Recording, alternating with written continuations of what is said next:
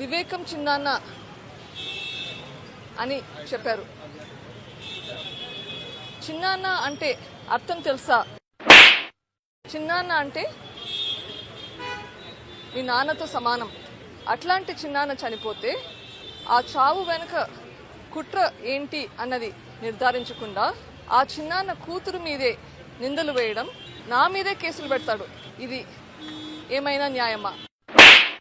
దేవునికి తెలుసు, ప్రజలకందరికీ తెలుసు, మీకు కూడా తెలుసు. అందుకేనా చేయించిన వాళ్ళని అంతగా ప్రొటెక్ట్ చేస్తున్నారు. మీకు తెలిసి కూడా ప్రొటెక్ట్ చేస్తున్నారు అంటే ఎందుకు ప్రొటెక్ట్ చేస్తున్నట్లు? దేనికి భయపడి ప్రొటెక్ట్ చేస్తున్నట్లు? చంపినోడు నేను చేశాను అంటే నమ్ముతున్నారు, కానీ అదే చంపినోడు ఎవరు చేశారో కూడా చెప్తున్నాడు, క్లియర్గా చెప్తున్నాడు. దీని వెనకాల వైఎస్ భాస్కర్ రెడ్డి ఉన్నాడు, వైఎస్ అవినాష్ రెడ్డి ఉన్నాడు, వాళ్ళ వెనకాల వైఎస్ జగన్ రెడ్డి, భారతి రెడ్డి వాళ్ళని ప్రొటెక్ట్ చేస్తూ ఈయన థ్రెటన్ చేస్తూ ఉన్నాడు అని కూడా చెప్తున్నాడు. మరి ఒకటి నమ్ముతున్నారు, ఇంకొకటి నమ్మడం లేదా? ఒకప్పుడు మీరు సిబిఐ ఎంక్వైరీ అడిగారు, తర్వాత మీరే వద్దన్నారు. మీరు అప్పుడు ఎందుకు వద్దన్నారు? మీ పేరు బయటకు వస్తుందని వద్దన్నారా? లేకపోతే ఆ పిటిషన్ విత్డ్రా చేసుకోవాల్సిన అవసరం ఏంటి?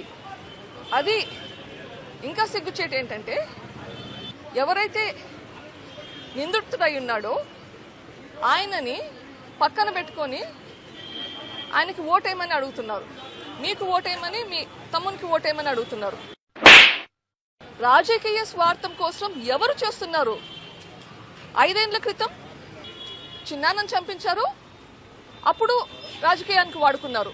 పవర్ లీక్ వచ్చాక ఒక్కసారైనా మీ చిన్నాన్నను గుర్తు చేసుకున్నారా? ఆయన చేసిన పనులను గుర్తు చేసుకున్నారా? లేదు. ఈరోజు ఎలక్షన్లు వచ్చాయి, ఈరోజు గుర్తొచ్చాడు మనిషి. ఎవరు స్వార్థపరులు?